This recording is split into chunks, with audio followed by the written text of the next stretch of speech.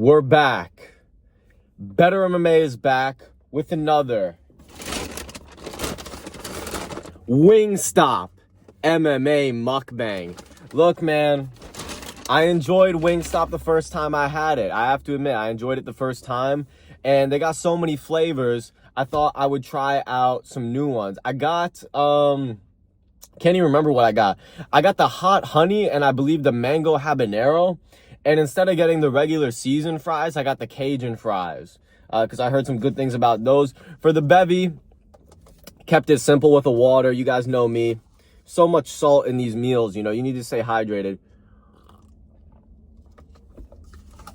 But without further ado, let's dive right into the picks for UFC Des Moines, Iowa. Starting off the card with Juliana Miller, Ivana Petrovic. We'll just glaze through this while I get my shit out because I don't really care about this fight. I'm probably not even going to watch it. They really dumped hella fries in this bag, bruh. Peep the fries. Peep the fries. Smell. Ooh, I like the Cajun smell and seasoning. Let me try one real quick. Let me try one no sauce, no ranch. A little kick to it.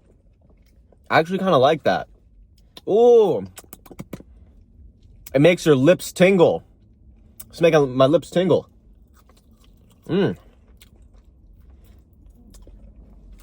actually like that. You know, they're not skimping with the seasoning there. And I'm sure that's going to go really good with some ranch. Juliana Miller is 3-3. This Ivana Petrovic girl has a much better record. So common sense says that Ivana Petrovic is going to win this fight. Moving on down the card too. Dontel Mays versus Thomas Peterson. Now, Thomas Peterson, I believe, is coming off of the loss to Shamil Gaziev. Terrible look. Terrible look. He got finished by Shamil Gaziev. And Dontel Mays at least went to a decision with Shamil Gaziev. A lot of people are picking Dontel in this matchup. I think because he has a striking advantage, I do think he is better on the feet. But Thomas Peterson should be the fundamentally better grappler in this matchup. I truly believe that he has much better experience on the ground. As we have seen, Dontel Mays, he got mogged on the ground by Walter Walker. And he kind of seemed like a dead fish. As long as this fight stays on the feet, Dontel should definitely win this fight. I got 8 wings. I got 4. Bro, this is the only thing they gave me. There better be 8 wings in here. 1, 2, 3. Okay. They stacked them up on top of each other. I see what they did there. All right, so it looks like we got the hot honey rub. That looks like the hot honey rub right there. Very seasoned, very, very seasoned. And then right underneath that, man, I don't want this to drip stuff all in my car. But right underneath that, you got the mango habanero. I'm very excited to try the mango habanero. Let me get myself organized here, and we will set up for the next fight. I'm going to be picking Thomas Peterson by unanimous decision. I don't know why.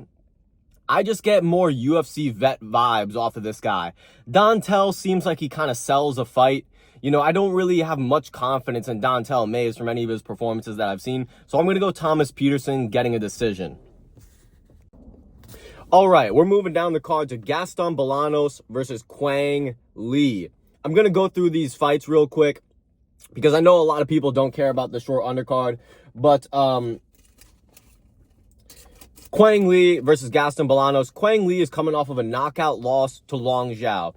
And Long Zhao absolutely starched this dude as a wrestler.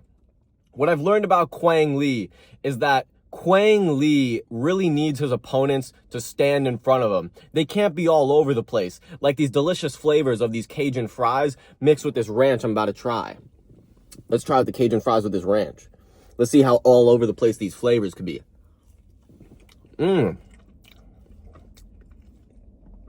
Wingstop Ranch is fire with anything.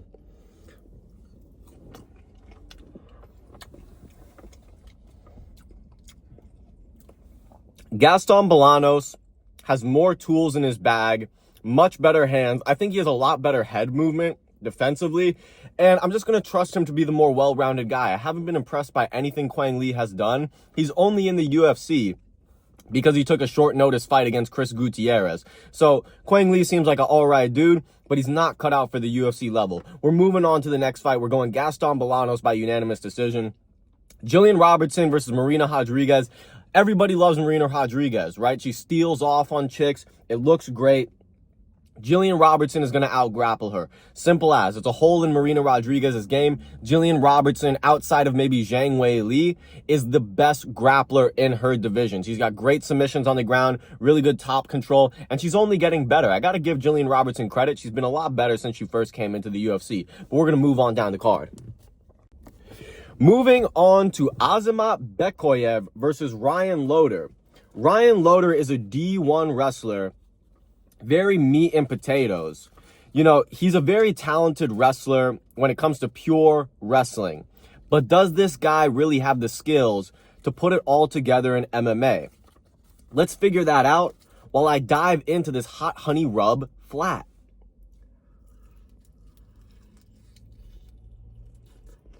Okay,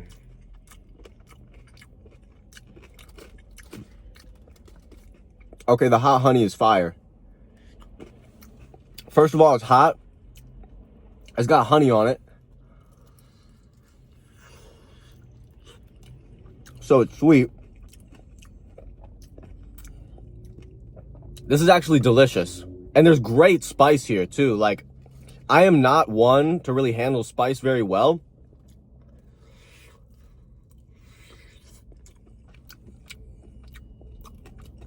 So this is like the perfect amount for me. This is like the perfect amount. I'm trying to figure out what this dude behind me is trying to do. If he's going to pull out a fucking shotgun. Try and blast one. I think he's chilling though. Respect. Look, I'm going through the undercard first because you guys want to see me chowing down. You guys don't care about these fights. You care more about how I enjoy this hot honey flat.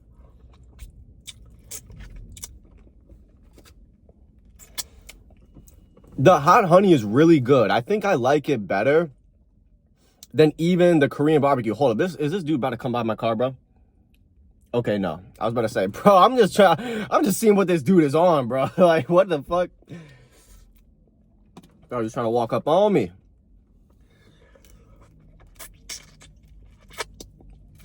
Damn, that hot honey is absolutely fire. I love that hot honey rub. You could literally taste the seasoning on the wing. Perfectly textured. I'm going to try a drum with this Wingstop Ranch. Going to dip. Look at that. Look at that. Look at that. Look at that.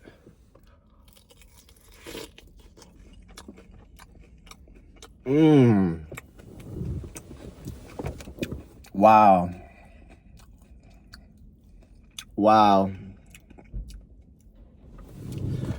They put like PCP in fucking Wingstop Ranch, dude, I swear.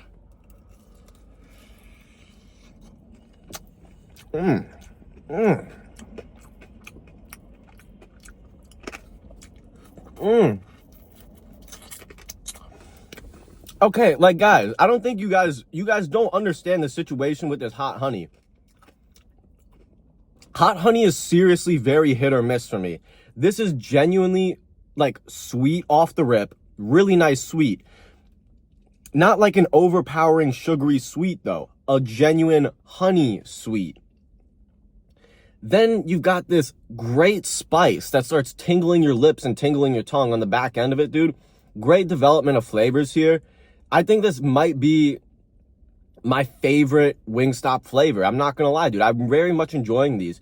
And we're going to move on to the next fight on the card while I dive into the mango habanero. Got to clean that wing, boy. And then we have some more Cajun fry. I'm going to dip it in some ketchup. I got some ketchup packets just because I saw them. But I like the Wingstop Ranch. And I got some extra ranch, too. I really don't need it, though. Yeah, it's better with the ranch. It's better with the ranch, man. Cajun fries are absolutely kicking, though. The Cajun fries are almost spicier than the hot honey. You know, so the hot honey for me is like a perfect amount of spice. It's hot, but it's not kicking my ass.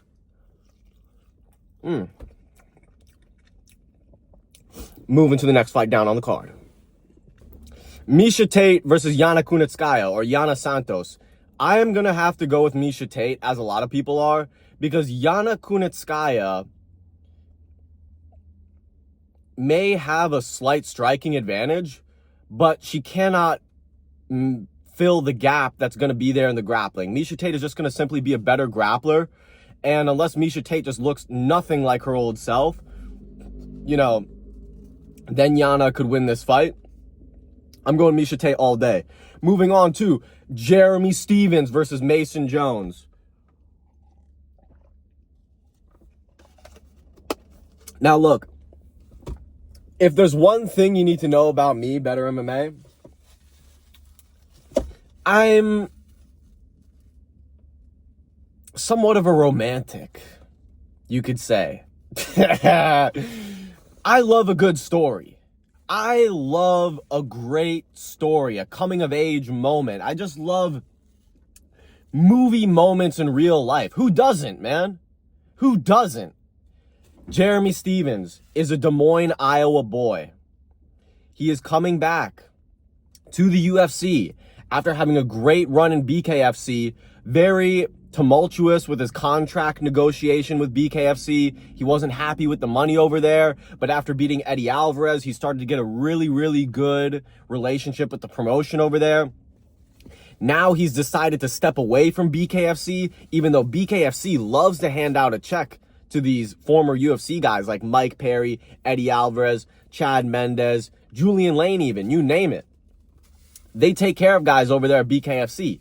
Jeremy Stephens has decided to bet on himself, come back to the UFC on a minimum contract, like a rookie contract, as though he's like a Contender Series guy, even though he's been in the UFC for how many years previous to this. He's seriously betting on himself here.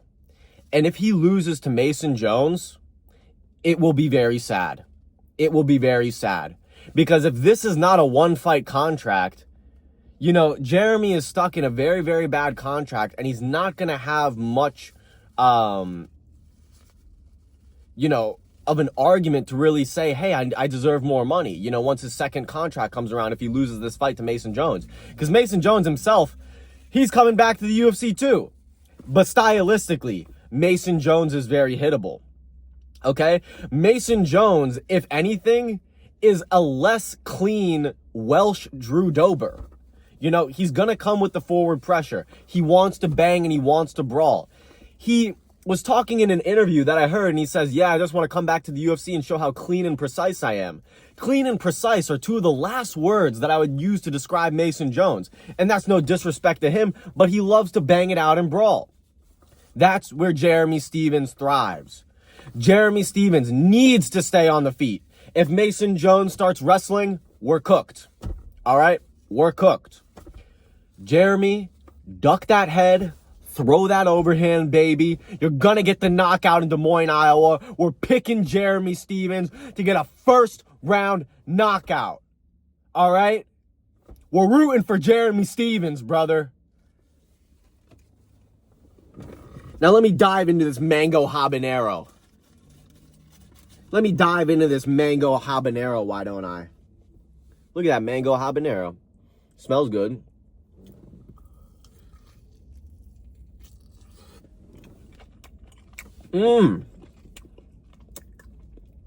Spicy off rip.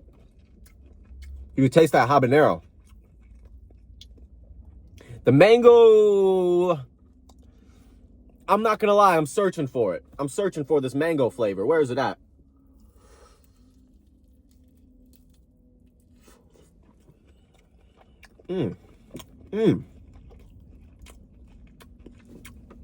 Sort of on the back end.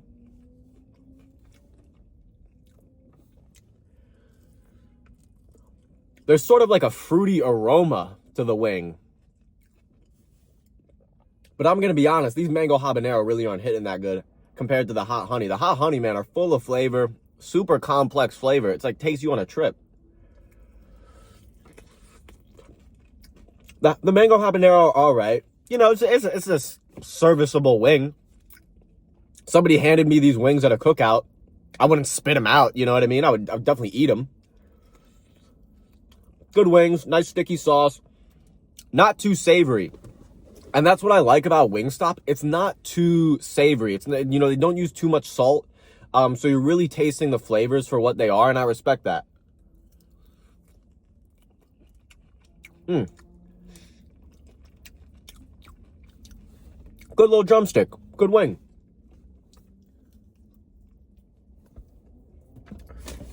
I'm going to have another Cajun fry with some more ranch. Man, I appreciate y'all watching these mukbangs, man. So fun to do these for you guys.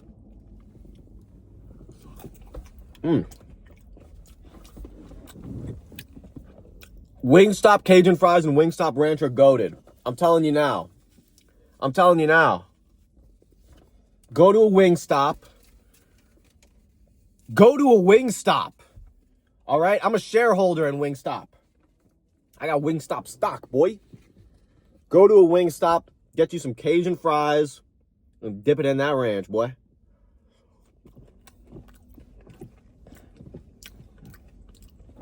Ooh.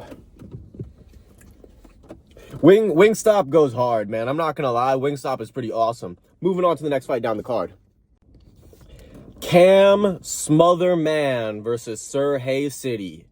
Cam Smotherman versus Sir Hay City. Sir Hay City lost his last fight to Garrett Armfield. It was an absolutely brutal robbery. One of the worst ones that I've seen in recent memory, in my opinion. I think Garrett Armfield absolutely dominated in that fight, particularly in the grappling. Outside of that, Cameron Smotherman is coming off of a surprising underdog win, which I maybe was short notice against Jake Hadley. In my opinion, that fight was more so Jake Hadley being terrible than Smotherman being good. Smotherman keeps it very simple, walks you down, jab, jab, cross. Walks you down, little head movement, jab, jab, cross. Jake Hadley gave him nothing, man. Jake Hadley had absolutely nothing for him. Sir Hay City, even though he lost his last fight, you have to respect how game he is. If you watch his fights, he gets into a brawl. He's definitely not afraid of the fight. And in this fight, I could see him working from the outside and frustrating Cam Smotherman, if I'm going to be honest. Cam Smotherman needs to come in with some big, heavy shots to rock Sir Hay City, but I'm not sure if he's really going to be throwing overhands like that. Sir Hay City, I'm not sure if he is an underdog, but I know a majority of people are picking Cam Smotherman because of how good he looked against Jake Hadley. I'm going to say that Smotherman is just as simple stylistically as I think he is. And Sir Hay City has a more bladed stance. He's a little bit faster. He's going to be winning the leg kick game. And if he has a fast enough jab to compete with Cam's, Cam is going to be flinching at feints. Sir Hay City is going to be creating his own space, cutting angles. And Sir Hay City, at the end of the day, does have a more dynamic striking arsenal. For those reasons, I was initially picking Cam Smotherman when I looked at this fight. Because, you know, Sir Hay City, in my opinion, lost his last fight. But Cam Smotherman does not pose the same sort of threats as Garrett Armfield. I think this is a very winnable fight for Sir Hay City, and I'm going to say he wins a decision. Moving up the card to Montel Jackson versus Daniel Marcos. This is a great matchup. I love when we have two prospects going up against each other and saying, look, whoever wins this, you're going to get a boost into the top 10. Okay, so this is a real fight for people and their families here. I love when we get to see fights like this. Montel Jackson versus the undefeated Daniel Marcos. Daniel Marcos, man, is a very talented fighter, but I don't know if he necessarily has the sweetness and spice like 75-inch reach Montel Jackson. Montel Jackson is a lot like a honey. Montel Jackson is a lot like a hot honey Wingstop drum, bruh.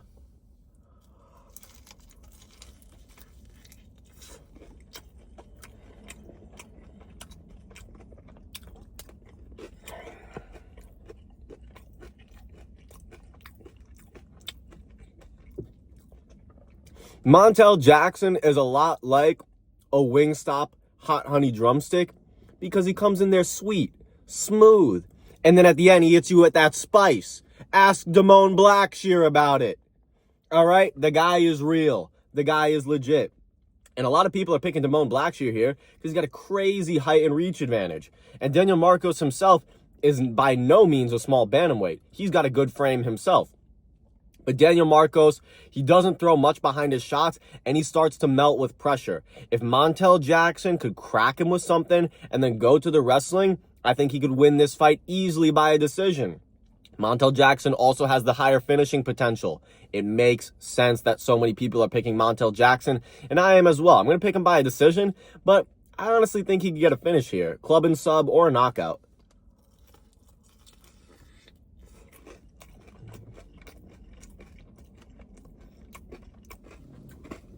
So good. So good. Like I said,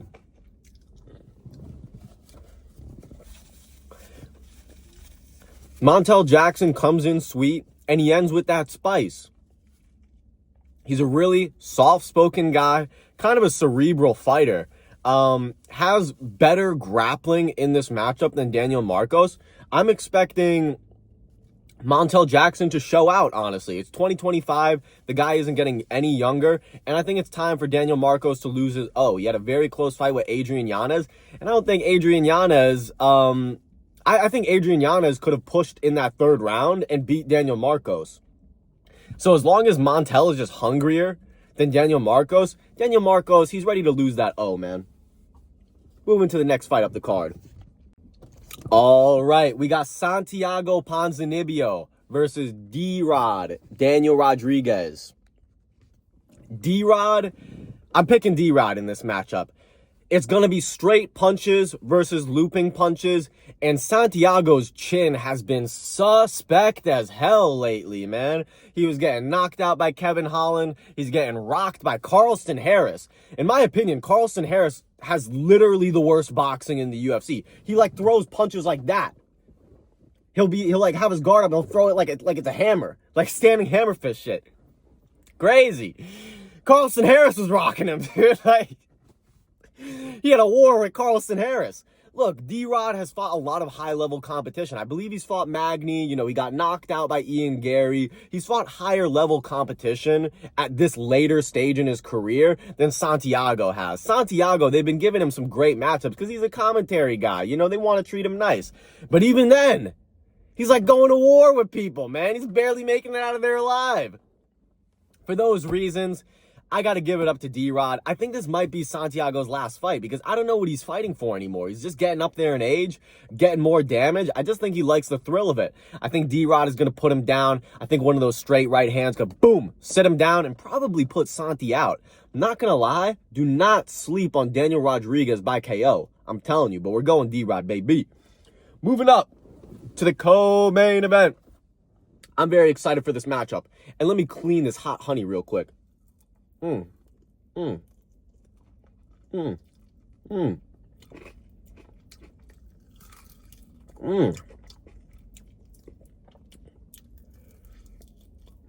hot honey at Wingstop is absolutely stupendous.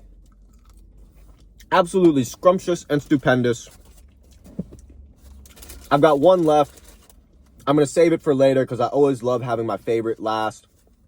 And I'm going to chow down on some of these mango habanero right after I take a drink.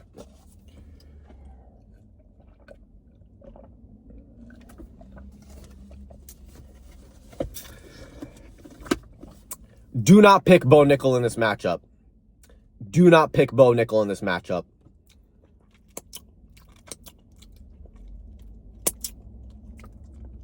I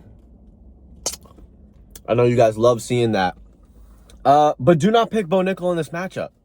If you are picking Bo Nickel off of his hype and his name, that's fine. But when you look at the facts of this fight, it makes no sense why Bo Nickel is a favorite. Genuinely makes no sense. Okay? RDR, been training high-level MMA for much longer than Bo Nickel has. Much longer. Training and fighting at high-level MMA. The guy is bigger and stronger than Bo Nickel. And back to my first point, he literally has like triple the fights of Bo Nickel. This guy has so much more cage experience. Not only that, RDR is going to be the more mature one in the grappling exchanges. I genuinely believe that. Bo Nickel, in order for him to win this fight, RDR has openly stated that he is going to close the distance. He's going to look to clinch. If you're Bo Nickel in this matchup, you would actually want to take down RDR. Bo Nickel needs to bring in RDR. He needs to back up, come against the fence. When RDR is looking ready to clinch, when he's looking ready for that moment, Bo Nickel needs to be feigning his level changes, and then pull a Merab Dvalishvili, level change, overhand, go for that takedown, as we've seen him do on his Contender Series fights and plenty of other times in the past. Bo Nickel needs to take down RDR because where RDR is most dangerous is on top. He does not have the same sort of guard like a Paul Craig. RDR, if he gets taken down, Bo Nickel needs to stay in his guard and stay throwing ground and pound. That is the way that Bo Nickel wins this fight. If Bo Nickel wants to stay standing with RDR, Bo Nickel will get taken down. If Bo Nickel plays the game like, oh no, I'm going to use my wrestling purely to defend the takedown, he doesn't even have the striking combinations to start piecing up RDR on the feet to start winning points with the judges. RDR is going to be clinching, failing the takedown because Bo Nickel has great takedown defense. I mean, you know, national champion wrestler, but RDR is going to be throwing shit on the break. RDR is going to be the more active fighter. Bo Nickel doesn't really throw combinations. He lets go of his hands in the pocket. Okay, we've seen that in his debut against Val Woodburn when it's really, really tight and close. He likes to let him go, but he's not good at distance. Okay, as we've seen, he just spams that overhand right. That's the only strike he knows how to set up at range, and that is extremely limited. RDR is going to have a bigger arsenal here.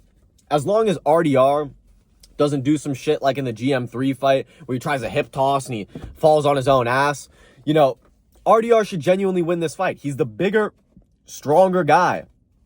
This guy used to be a light heavyweight. And Bo Nickel is talking about how he bulked up for this fight. I don't like that at all. Bo Nickel needs to cut down and move to 170. He's not that big. He's like 6 foot tall, 6'1" maybe. How many 6'2", 6'3" guys are at middleweight? You know what I'm saying? Like, look at Michael Morales. He's definitely bigger than Bo Nickel.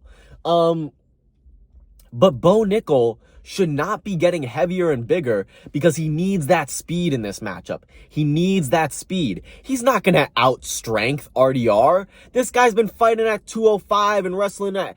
He's been fighting heavyweights and big dudes for years. You know, Bo Nickel's not going to outstrength this guy. So I'm going RDR all day, baby.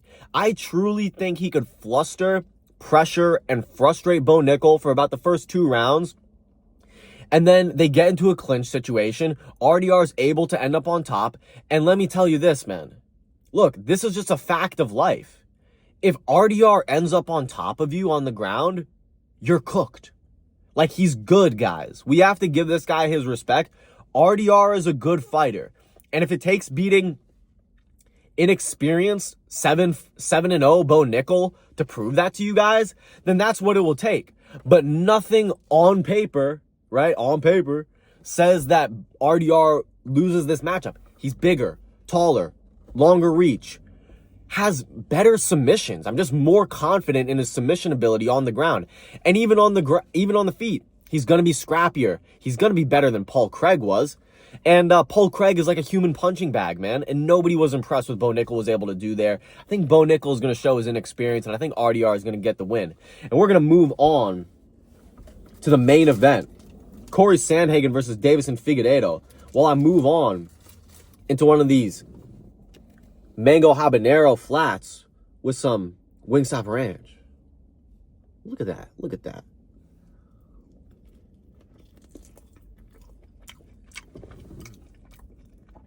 Fire. Absolutely fire. What's crazy is I could taste the mango flavor more when I eat it with the ranch.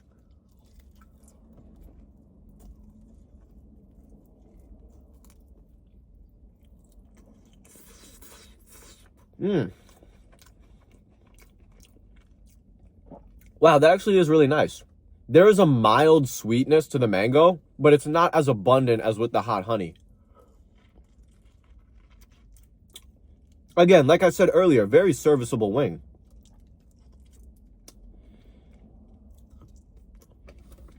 What a delicious, succulent wing. And we're going to go for 2 right before we get into the main event. Why? Because I love myself. Because I love myself.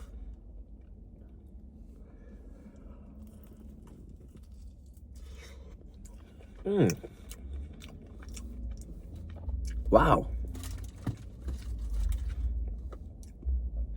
I gotta say, there's great consistency and quality from Wingstop, you know? Great consistency and quality.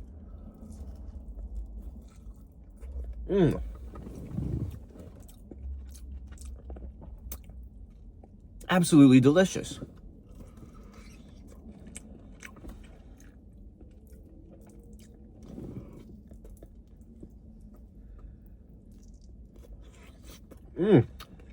Uh-oh.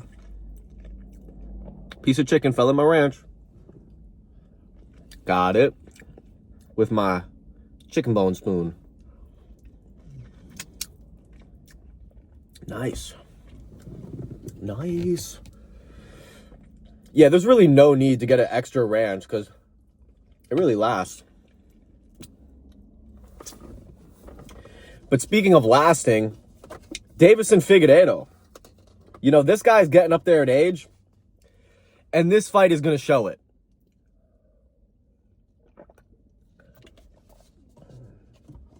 Before we talk about Davison Figueiredo, let's talk about how you beat Corey Sandhagen. How did Peter Yan, other than Aljamain made the blueprint, right? You just take him down, choke him out. Other than that, if you're going to strike with him, you're going to need to be throwing combinations, throwing feints. You are going to need to be the more active guy. Now just think to yourself this real simple equation. Is Davison Figueiredo, it's not even an equation, it's just a simple question. Is Davison Figueiredo a high volume guy? Fuck no, dude. Dude, this guy is going to get leg kicked and jabbed all day and all night. He's going to be preying on a big overhand or a big left hook. He's just going to be swinging and missing all night. And this could end up being a terribly boring fight from Corey Sandhagen because all he needs to do is stay at range, kick, jab, and that's it. Davison Figueiredo seriously needs to use his takedowns in this matchup. I think Davison Figueiredo has some of the most underrated wrestling entries in all of the UFC. I mean, the guy has genuinely really good wrestling entries, but he just doesn't seem to use it quite often, except against Chito Vera. He used them beautifully. But yeah, I'm going Corey Sandhagen all day. There really isn't much to say about this fight because, I mean, Corey Sandhagen, we know what he's going to do. He's going to stay at range and he's going to fight smart. He doesn't know how to do anything different. He's not a Cajun fry with ranch. You know, he can't mix it up and give us something zesty, herbaceous. You know, it's going to be very cut and dry from Corey Sandhagen. Corey Sandhagen,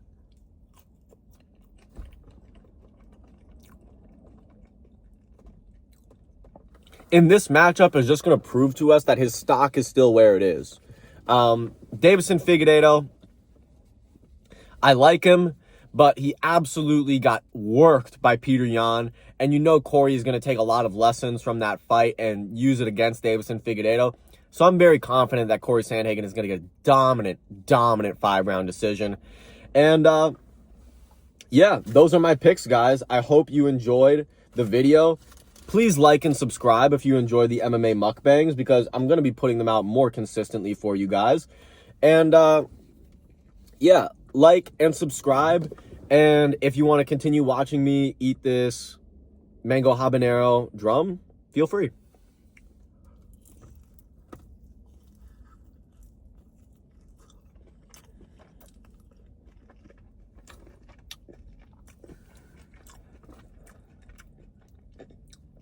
Just making sure I didn't spill any ranch.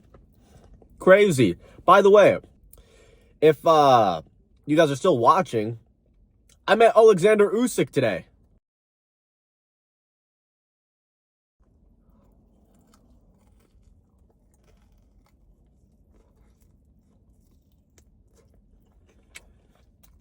I'll put up a picture. I met him at work.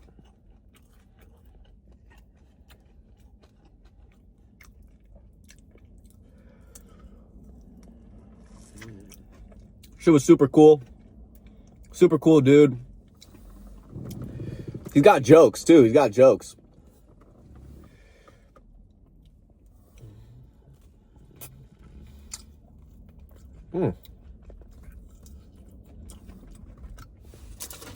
You know what? We got one more hot honey. Might as well eat it for you guys.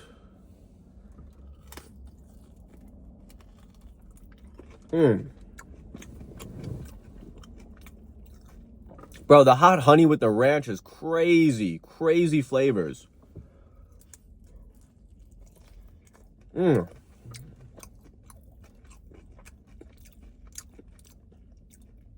Whoa, dude. I mean, it's just like the sweetness. And then you get all the mixes of the seasonings and spices from the wings and the ranch. And then you get that spice on the back end. Dude.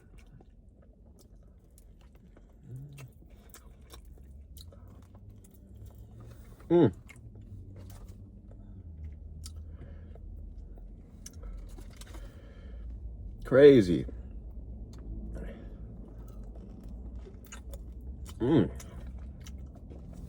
Absolutely delicious, guys. Absolutely delicious.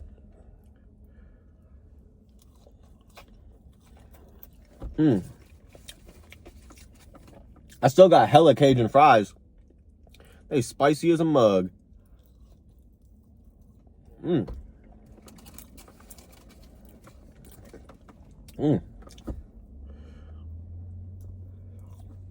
All right, guys.